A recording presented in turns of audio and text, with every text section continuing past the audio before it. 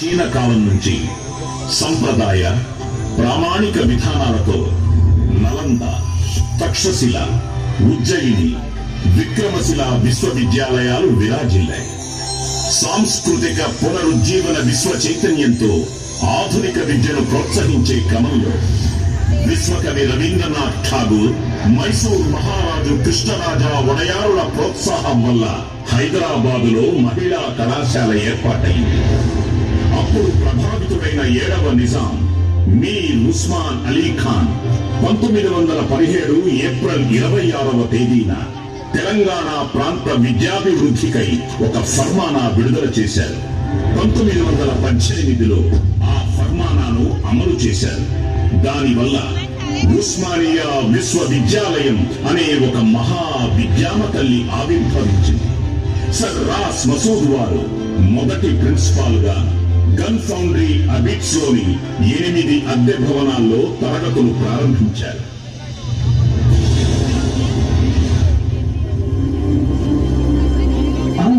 విశేషం ఏంటంటే ఈ విశ్వవిద్యాలయాన్ని కీర్తిస్తూ రవీంద్రనాథ్ ఠాగూర్ గారు ప్రత్యేకంగా ఉత్తరం కూడా రాశారు. ఠాగూర్ తాతని కీర్తించారంటే ప్రణాళికబద్ధమైన విద్యా వ్యాప్తి కొనసాగుతుందన్నమాట. అవునమ్మా, ఇప్పటికీ అదే బాటం ఉంది.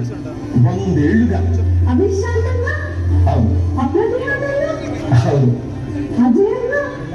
అవునమ్మా. తాతయ్య చెప్పు, తాతయ్య ఆ కథంతా చెప్పు, ఆ వివరాలన్నీ చెప్పు. 1918లో ఫర్మానా అమలు చేశారు. తర్వాత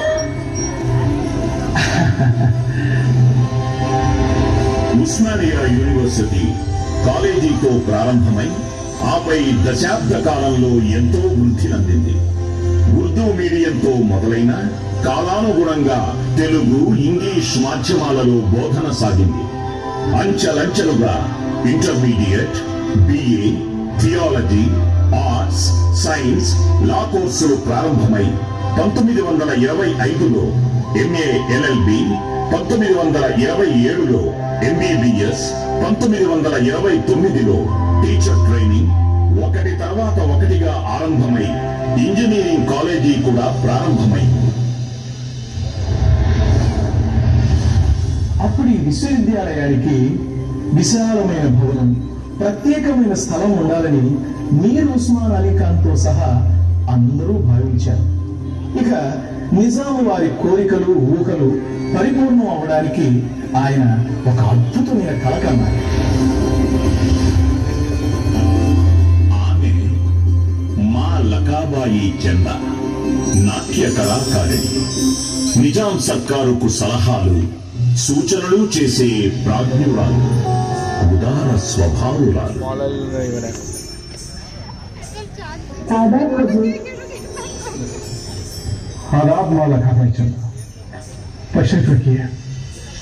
మీరేదో ఆలోచనలో ఉన్నారు. మా వంతు సలహా ఇచ్చి సహాయపడేందుకు అవకాశం ఇవ్వండి. చిన్న సమస్య.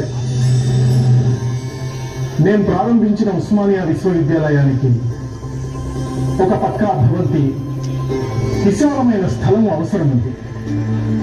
అవి సమకూరితేనే నాణ్యమైన విద్య విద్యార్థులకు చేరుతుంది. అందుచేత అది ఎక్కడ దొరుకుతుందా అని ఆలోచిస్తున్నాను. హుజూర్, మీరు అనుమతిస్తే ఒక విషయం మనం చేసుకుంటాను. తప్పకుండా చందా. మీకు అభ్యంతరం లేకపోతే మీ ఉస్మానియా విశ్వవిద్యాలయానికి నా అడిక్మేట్ జాగీర్ 1400 ఎకరాలు ఇస్తుంది. చందా, అది నీ జాగీర్. అయినా సరే మరొక్కసారి ఆలోచించండి.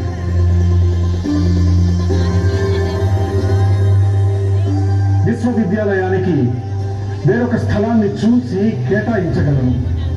లేదు హుజూర్, మన్నించండి. మీరు తలపతినే బృహత్ కార్యానికి అడిక్మేట్ జాగీరే అనువుగా ఉంటుంది.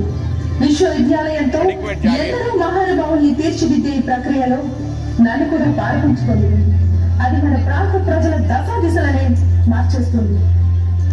భళా చందా, భళా. భవిష్యత్ తరం మిమ్మల్ని గుండెల్లో పెట్టుకుంటుంది. విశ్వవిద్యాలయ కీర్తి ప్రతిష్టలతో పాటుగా మీ పేరు కూడా చిరస్థాయిగా నిలిచిపోతుంది.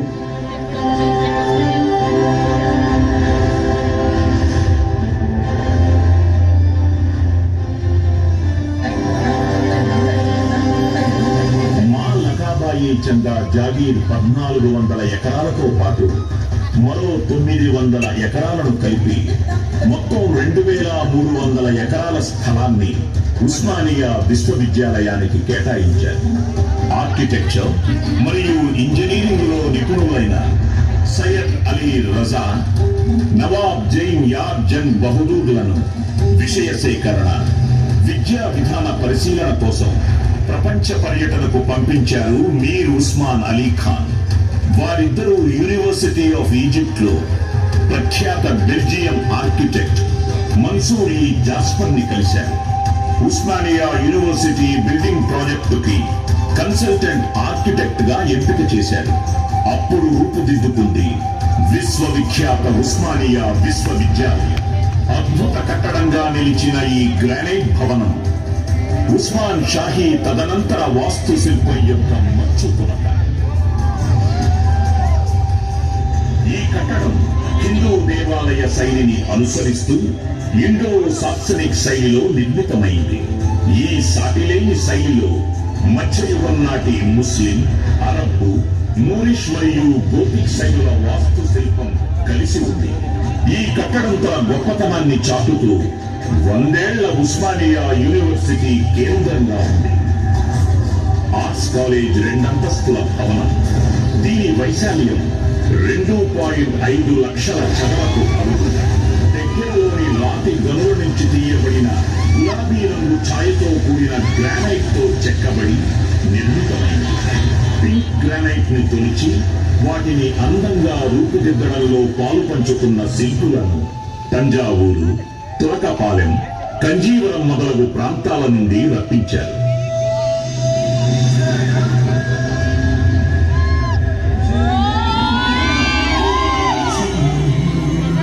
ఉస్మానియా యూనివర్సిటీ గడ్డపై భారత స్వాతంత్ర సమరంతో పాటు ఎన్నో రకాల ఉద్యమాలు జరిగాయి.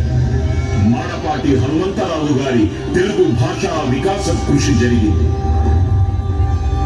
విద్యార్థులు అటు ప్రభుత్వానికి ఇటు ప్రజలకు మధ్య వారధిగా నిలిచారు.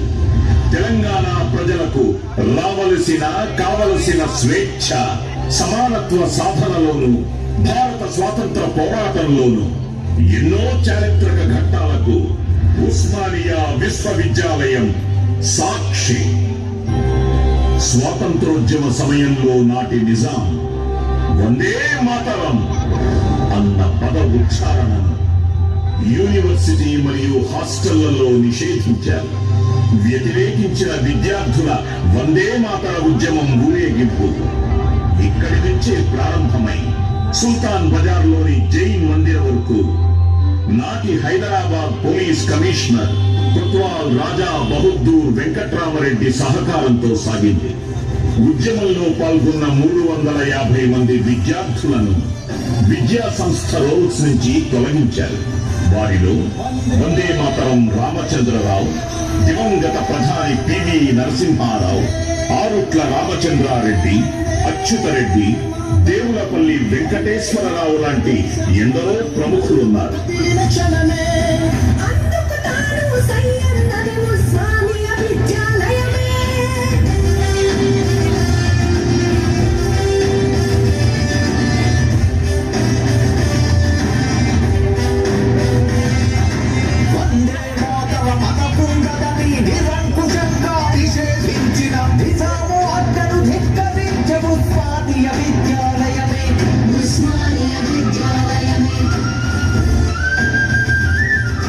రాలి తీసిన విద్యార్థులను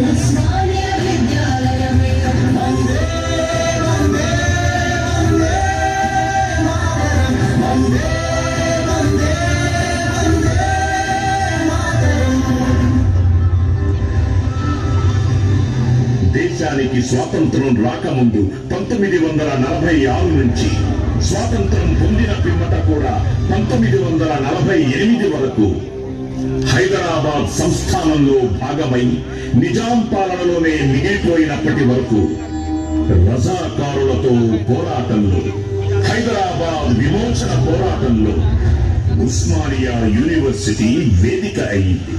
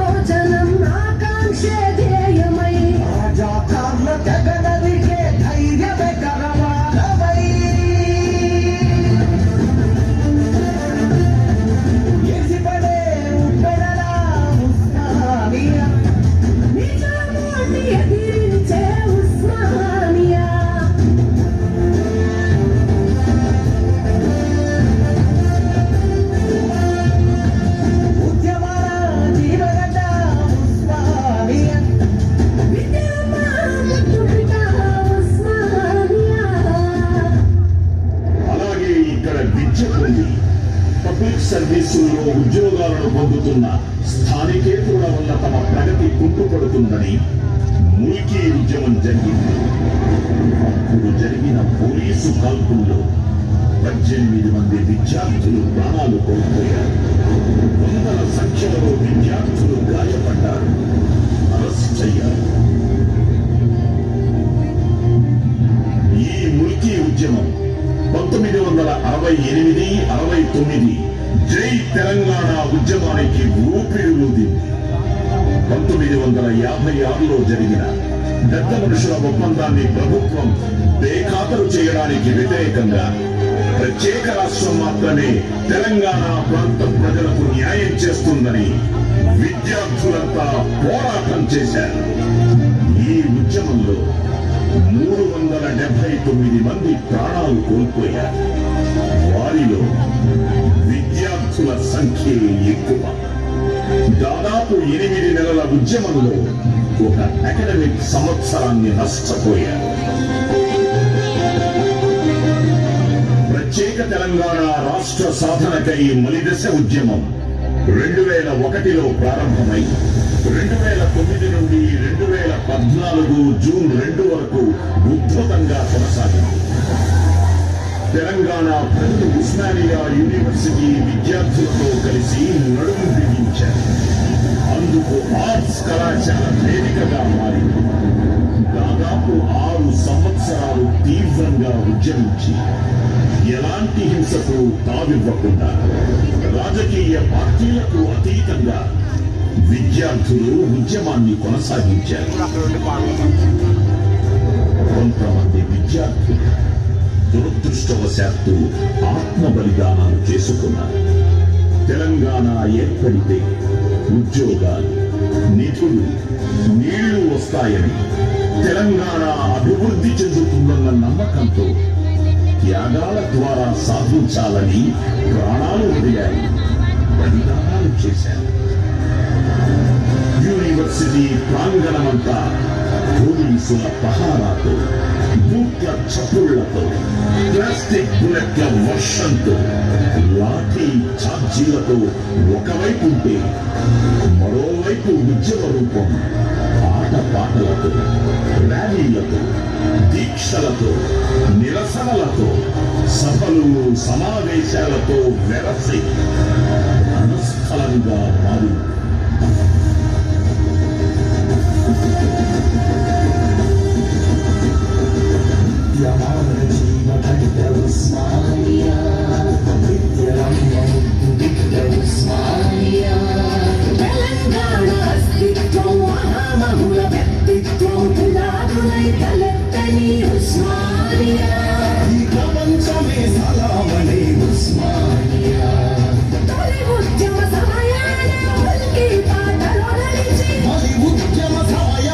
స్వరాష్ట్రం కాంక్షించి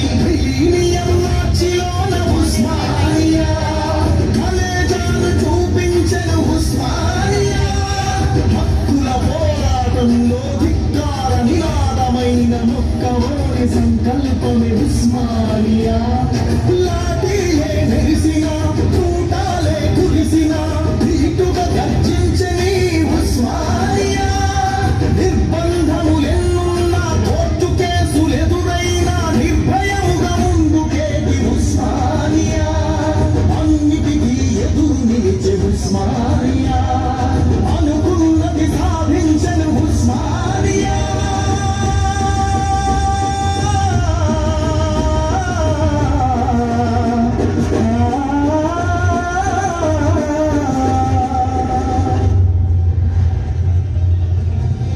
ఈ చారిత్రక ఘట్టాలకు ప్రత్యక్ష సాక్షిగా నిలిచింది ఆర్ట్స్ కళాశాల భవనం.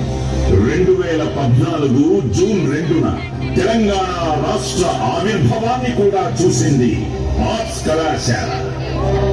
ఆనందంతో కేరింతలు వేసిన విద్యార్థుల సంబరాలను చూసింది ఆర్ట్స్ కళాశాల. బహుశా ప్రపంచంలో ఏ విశ్వవిద్యాలయంలోనూ ఇన్ని రకాల విద్యార్థి ఉద్యమాలు మరెక్కడా జరిగి ఉండకపోవచ్చు. అంతటి ఘనకీర్తి ఈ ఉస్మానియా యూనివర్సిటీకే దక్కుతుంది. 1953లో భారత రాజ్యాంగ నిర్మాత డాక్టర్ బిఆర్ అంబేద్కర్ కి గౌరవ డాక్టరేట్ అందించింది ఈ ఉస్మానియా యూనివర్సిటీ. ఎంత గొప్ప విశ్వవిద్యాలయం, ఎంత గొప్ప విద్యార్థులు. తాతయ్య, నాటి నుంచి నేటి వరకు ఎందరెందరో ఈ విశ్వవిద్యాలయంలో చదువుకున్నారు కదా. అందులో ప్రముఖులైన వాళ్ళు ఎందరో కదా. ఎందరో విశ్వవ్యాప్తమైన ప్రముఖులు ఎందరో.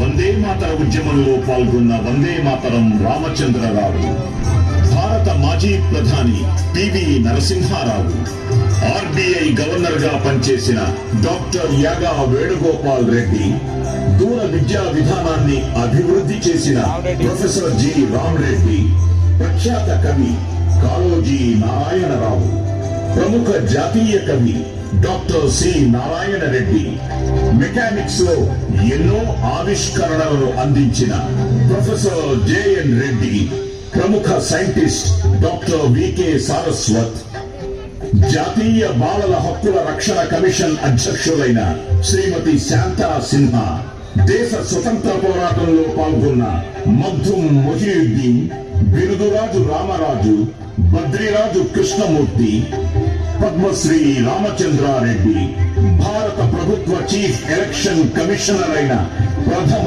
మహిళ శ్రీమతి విఎస్ రమాదేవి, మొట్టమొదటి మహిళా దక్షిణ భారతీయ రైల్వే ట్రాఫిక్ సర్వీస్ అధికారిని పద్మశ్రీ ఆనంద శంకర్ జయంత్, ప్రముఖ సినీ దర్శకులు శ్యామ్ బెనగల్, రాజకీయ దురంధరులు ఎస్బి చవాన్, శివరాజ్ పాటిల్, శివశంకర్, ధర్మ్ సింగ్, జైపాల్ రెడ్డి, మేధ సంపన్నులు కొత్తపల్లి జయశంకర్, కల్వకుంట్ల చంద్రశేఖర్, అడల్ట్ CEO Shantanu Narayen, Hetero drugs Bandi Parthasarathi Reddy, cricket క్రీడా వ్యాఖ్యాత హర్ష భోగ్లే, భారత మహిళా క్రికెట్ టీం కెప్టెన్,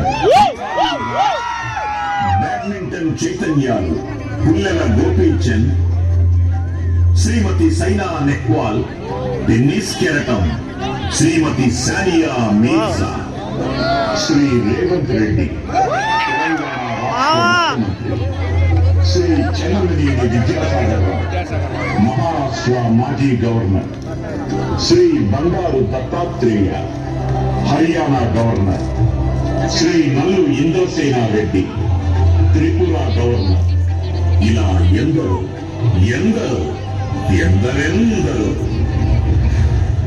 ఈ 100 సంవత్సరాల్లో ఉస్మానియా విశ్వవిద్యాలయం ఎందరినో తీర్చిదిద్దగా వారి వారి రంగాల్లో చెరగని ముద్ర వేసి భావితరాలకు మార్గదర్శకులైన మహానుభావులు ఎందరెందరో. అందరికీ వందనాలు. హృదయ హృదయమున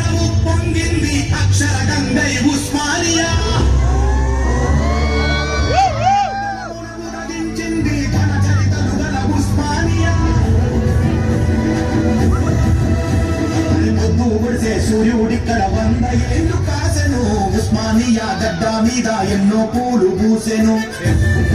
ప్రపంచవ్యాప్తంగా ఎంతో మంది మేధావులను తయారు చేసిన ఘనత చదువుల తల్లి మన ఉస్మానియా విశ్వవిద్యాలయానికి దక్కుతుంది.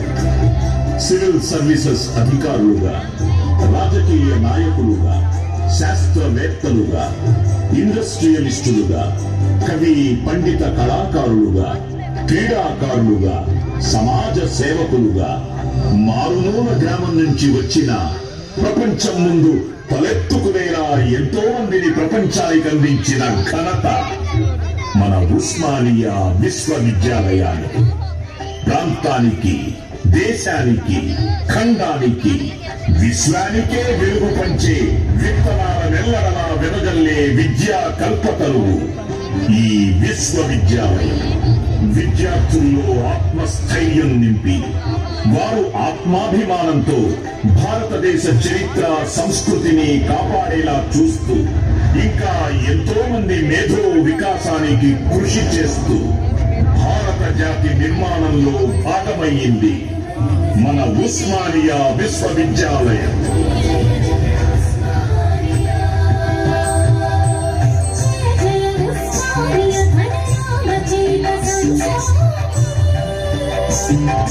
జయ సమస్త దేశాంతర వాసపుత్ర యశోభూమి.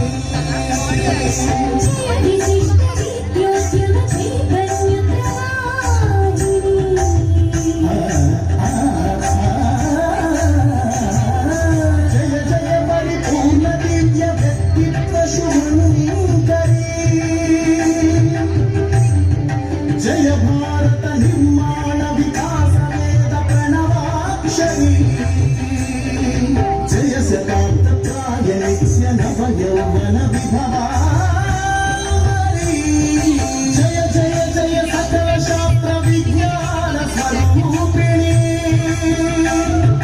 జయ జయ విద్యార్థి యోగ భావి భాగ్య శుభకారీ. జయ జయ జయ సకల శాస్త్ర విజ్ఞాన స్వరూపిణి. జయ జయ విద్యార్థి యోగ భావి భాగ్య శుభకారీ.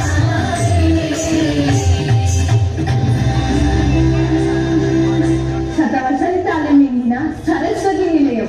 మన ఉస్మానియా విశ్వవిద్యాలయం అద్భుతం, మోగం. ఇది నిజంగా గొప్ప చరిత్ర. జయ హో ఉస్మానియా విశ్వవిద్యాలయం. జై తెలంగాణ, జై భారత్, జై హింద్.